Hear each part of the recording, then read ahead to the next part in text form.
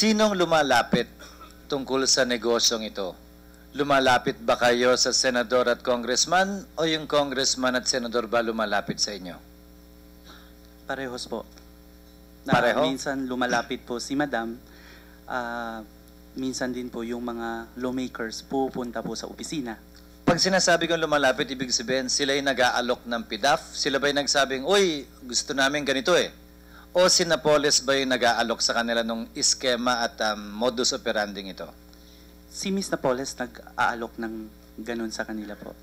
Inalok sa lahat ng mga legislators na nabanggit yung pangalan ng di umano naglagay ng pondo sa mga NGO ni Napoles, nilapitan yun galing sa side ninyo. Yes po. Kayo nag-volunteer, hindi sila lumapit at nag-apply. Kasi sir, nung pumasok po ako kay Miss Napoles, may mga ilang lawmakers na kasi pumupunta sa opisina. So ganun na po yung kalakaran ng office. Pumupunta sa opisina para kunin yung parte nila. Pumupunta po sa kanila na inaalok nila yung kanilang PDAF. Nagpupunta sa opisina para alokin yung PDAF nila sa inyo? Yes po. Kung gusto daw po kami mag-implement, ganun. So walk-in sila? Ganun po. Walk-in sila? Walk-in ng mga customer, kumbaga? Opo, pumupunta doon. Kasi sir, ang nung nandun ako, refer. May ganun eh. Refer. So word of mouth, ika nga. Yes sir. Kumbaga sa negosyo, hindi ba?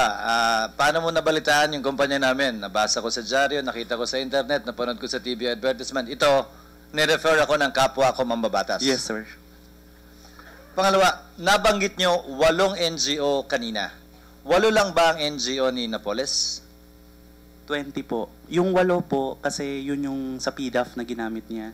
Tapos meron siyang the remaining na ginamit niya sa DAR. And kung negosyo nating maitatawag ito, yung Kinoa report, 82 NGOs. Dun sa 82, 8 lamang daw ang kay Napoles. Would you confirm this? Yes sir. Basta kung ano po yung nabanggit ko kanina, yun amin lang. Yun yung inyo? Yes po. Sino yung mga competitor ninyo sa negosyong ito?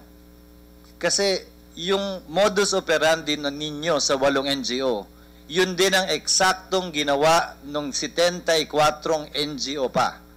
So siguro naman kung ginagawa ninyo ito, kilala at alam nyo rin kung sino yung gumagawa nito tulad nyo. Kumbaga, kakompetensya ba ninyo na nilalapitan din ng mambabatas para alokin yung PDAF na may alok din tulad ng inaalok ninyo?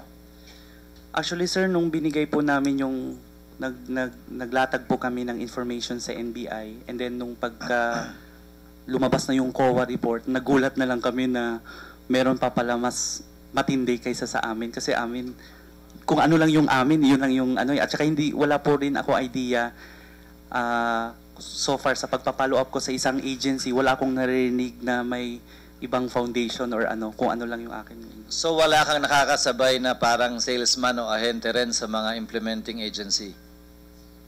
Wala rin, sir. Sa bawat implementing agency, may contact kayo, sabi ninyo?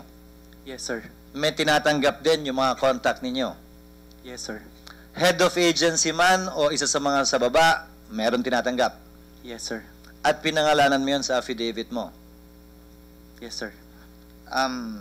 Nabanggit mo rin kanina, Metrobank branch, minsan nagpapa-withdraw kayo ng 75 million, kamo? Yes, sir. May I know which branch? Magdalena branch. Sorry, saan yung Magdalena? Sa may, hindi ko din po alam. Basta may Magdalena sa may Binondo.